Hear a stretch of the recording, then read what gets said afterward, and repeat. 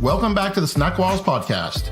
I'm Mike Roberts, your host, and we're here to talk about increasing and maintaining diversity in tech beyond the perks. While companies think they can lure people in with unlimited PTO and dogs in the office, we're here to talk about how you keep them.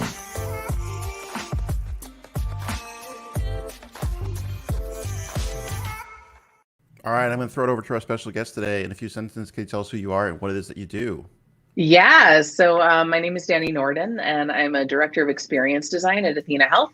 I work in the services and tasks zone, which governs all of the core ordering workflows and results and work management for our most complex order types, surgeries, procedures, referrals, that kind of thing in our clinical ZHR.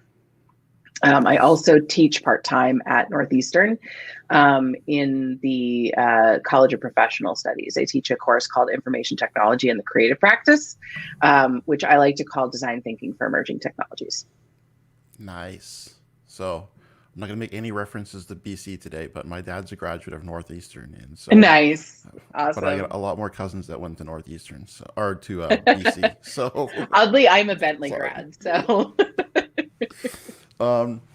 So I'm hearing from some leaders in tech. Let's just jump right into it. I'm hearing from some leaders in tech that finding diverse talent is a challenge. What are your thoughts? I won't say it's easy, but I'll also say it really depends on the hiring manager and how much work you're willing to put in. I think way too often what I've seen is hiring managers sort of rely on the recruiters to go out and find diverse candidates, or I even fell victim to this when I first started hiring people. I would tell my recruiters, I want BIPOC candidates. I want women candidates. Please don't just send me white dudes. And I would still find all of these people who just weren't really the type of person that I was looking for. And finally, for this last role that I hired, I specifically created a role canvas, which, if you've never heard of this, it's something I discovered in Christina Wadke's really good book, The Team That Managed Itself. And basically, it just laid out, who is this person? What is this role I'm trying to hire for? What is it that they need to do? What's the experience and the skills they need to bring to the table? And then I explicitly trolled LinkedIn to find people who fit that profile. So in between that and something I'd already been doing, which was essentially spending a bit of time every week to do practice interviews and portfolio reviews with BIPOC designers, I ended up not only meeting some amazing people who I was able to connect with different resources, I was able to get an interview set up with two of the three candidates we interviewed for the role were Black women, and one of them we ended up hiring.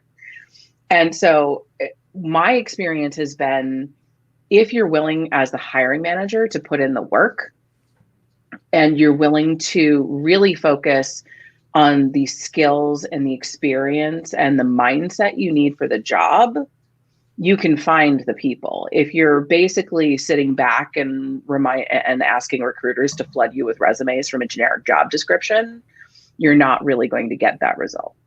Yeah, it's not going to happen. I mean, that's been my personal experience as well. When we're looking to fill roles, if we talk to what I call recruiters, outside partners, and we ask them, can you surface some folks for us to talk to, then they surface a lot of white males for us. And while that's great, and I want to talk to those and have those conversations, but to your point, when I ask, hey, can you send us some people that represent what we're trying to actually do, that response sometimes is well, we don't have that information in our database, so I don't have any way of knowing. And I'm yeah, but how many people do you have in your pipeline if what you're telling me is everybody that you just randomly deliver is always just a random white dude? Yeah. What does that say about your population? Exactly. So. Well, and not only that, it's also pretty well known in the research that when you are dealing with women, when you're dealing with people of color candidates, it's really often that they won't even apply for the roles because they don't feel like they qualify, or they just don't feel like they're going to have a chance.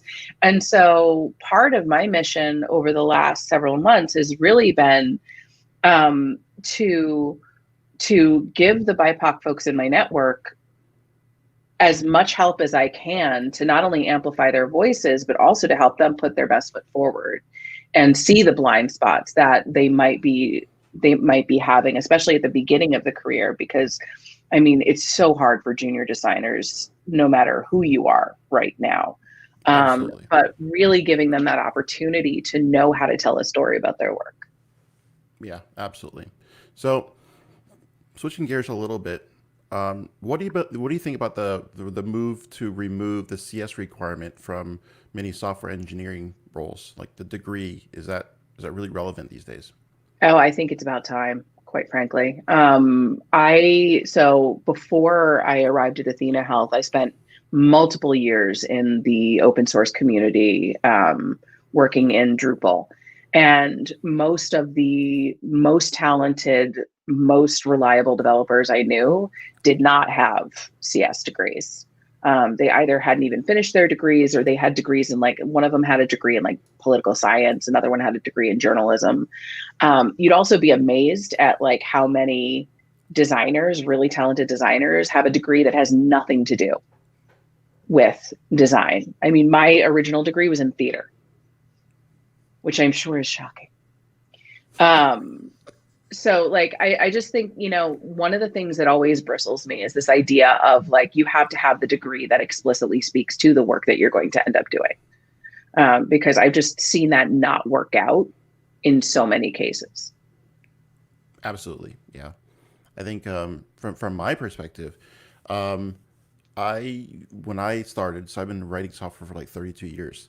The Mhm. vast majority of folks didn't have degrees because it wasn't really a popular thing. Like when I was Yeah. told, don't get a degree in computer science. Go to school for accounting, something that will make something in the future. Oh And so yeah. it was pretty common to just have like everybody that was like really good was just good because they wrote a lot of software, not because they had a degree. They just happened to have like lots and lots of experience.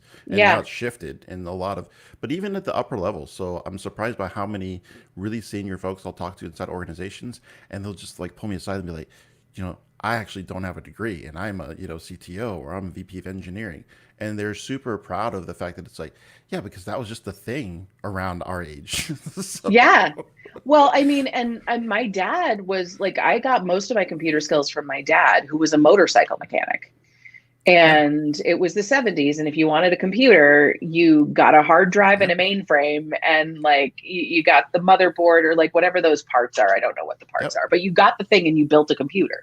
And so I grew up with my father doing that.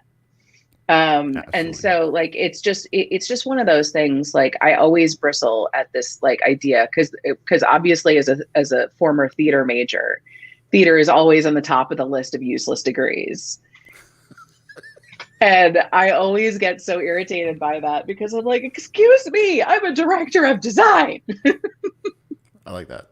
And it's Um, because of my theater degree, damn it. it is. It's a way for you to, because that's a very transferable skill, right? So that's something that you Hmm. can use to always make sure that you can, deliver your message and in a meaningful way. So I get it. Um, do you think the apprenticeship pattern would work for technical roles? Um, I think it goes back to, you got to put in the work. I think that like I have certainly seen so much value in like interns and mentoring and all of these different things. And I think it creates a really great pattern in organizations, especially ones that are really focused on teaching and learning. Athena's intern program is focused on finding, soon to be college grads, but they come in, they work here for, 10, 12 weeks, and a lot of them leave with job offers, because they actually get into the code and they're working with it. I think one of the things that can sometimes happen is that the people who end up having to mentor the apprentices or the interns, certainly it's a bigger time commitment and it takes them off of like writing code day to day. So, that is something that you have to be aware of. But what I've seen in practice is that if you're willing to take that small hit in productivity, it pays dividends not only for the company, but for the people doing the mentoring. Because there are a ton of really senior ICs who really want to coach and mentor people, but don't want to manage day to day. Sure. And it gives them an opportunity too. Like I think about this when I'm teaching all the time. I'm always learning something interesting for my students and like seeing them come up with ideas that I would never have thought of. This was a topic that came up on a previous podcast that I was on for somebody else. His name is Etienne, Hmm. and he runs an organization called Seven CTOs. And I took like a 2 hour battering from him about how we're doing it all wrong. That we should be talking about mentorship as the key outcome and not like talent development and a pipeline of talent. He's like, you're getting this all wrong. But to your point, I think it does add a lot of value, and that was his argument. Add a lot of value to the team intrinsically beyond just building a pipeline of new talent that can help your organization down the road, right? So making that Yeah. investment in the people that mentor, I think does make a significant impact in making the team more productive and making them a higher performance team because they Yeah. get some of that, leadership experience that you only get through hands-on working with someone and being able to figure out how do you support them in a way Yeah. that makes sense. Yeah, I'll also say that it's really important to making sure that you have a balance of skill sets on the team. Like one of the things I learned a while ago is if you're getting into this mode where like, a lot of people talk about we only hire A players. Well, frankly, A players can go anywhere they want and This is will true. the moment they're annoyed.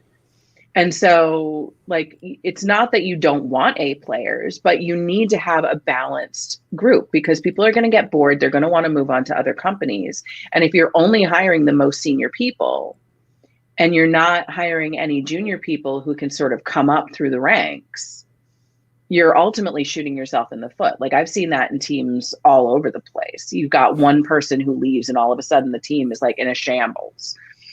And you can't have that. You need to be able to have some of those folks who are building their skills as the team grows and have that constant influx of new folks. Okay, I think I'm gonna have to hire you to be on our biz dev team because I'm telling companies this constantly, but they're still like, "But I need a senior. I need more seniors. Where do I find a senior?" So Yeah, seniors don't grow on it's trees. We have to like yeah. groom them into this position. So Yeah, and just because you've got a senior, I've seen so many seniors who just like don't even have personalities I would want to have on my team too. Like I this is the just thing. Yeah, if you walk in thinking that you know everybody, like everything, and you can't learn anything, I don't need you on my team. Yeah, tough situation. So let me ask you this: who is someone like yourself that you'd like to acknowledge as a leader and would be a great guest on a podcast like this? So there's actually two folks in the Boston area that I absolutely love and admire in this space. So one is my friend Lisa de Betancourt. She was VP of Design at Confer Health, and now she's a private consultant. And one of the things, like, she was one of the people who first really got me thinking about the hiring process that I was engaging in and how to advance it to be more inclusive. She did a really great presentation at UXPA Boston a couple of years ago. And it just really changed the way I thought about writing job descriptions and finding people to interview. So she's a really great one. And then Susan Rice, who is the former head of design at Toast, she actually had experience when she came to Toast, building the team, like I think tripling the size of the team in a year. And Nice. she's done a lot of thinking about hiring and how to find the right people. All right. So those two are now on the radar. And I'm so glad that's the Susan Rice that you're talking about and not the Susan Rice that I was thinking about because I was like, there's no way I'm getting Susan Rice in the program. She's just like, I'm punching way above my class if I'm shooting for that one. So I like it. So Yes. Lisa and Susan, I will be on the lookout, see if we can get them on the show. Where can we find out more information about your company? Athena Health is athenahealth.com, Athena like the Greek goddess. And we are actually hiring all sorts of roles right now. We have design openings, we have tech openings, we have, I think, some product openings. Campuses in Watertown, in Austin, Texas, and Seattle, a bunch of different places. So if you go to athenahealth.com/careers, you can find that. I also am going to be speaking at UX Camp Chicago on October 17th on increasing your design influence by understanding your organization's decision-making style. And that's going to be, I want to say at chicagocamps.org. Okay. Yes, chicagocamps.org. And we'll throw links to all that in the show notes when it goes live, so people can easily find those references. Awesome. So last and most important question. This is a tough one. What have you been snacking on lately? What's your favorite snack? Oh gosh. Does iced coffee count? Yeah, of course. It's Awesome. a So thing I'm that going you to take ingest. I love it. So iced yeah, coffee. iced coffee. Although I used- also will never say no to a tortilla chip. Well, That's there the you go. other. Yeah. That's the other thing. But those are dangerous because once you take one, it's Yeah. so hard to give me all the rest of the chips. So I don't buy them that often. It's true. Yeah, I used to drink a lot of iced coffee when I was at a shop that had a Starbucks machine. It would just be like nonstop. I'd put the ice. We'd have all the like sweeteners and like nonstop. Oh, It was yeah. terrible. Yeah. My body was just it's a like, lot. no more caffeine. Awesome. Well, thanks again, Dani. I really appreciate you coming on the program. The San Diego Code School is a proud sponsor of the SnackWalls podcast. The San Diego Code School is leading companies to tech equity. The tech-enabled apprenticeship program is a venture whose heart is to do a lot of social good and do good work. You can help San Diego Code School secure funding for change by hiring developers, bringing a team in to relieve your backlog, or becoming a program sponsor. You can visit us on the web for more information at http://sdcs.org.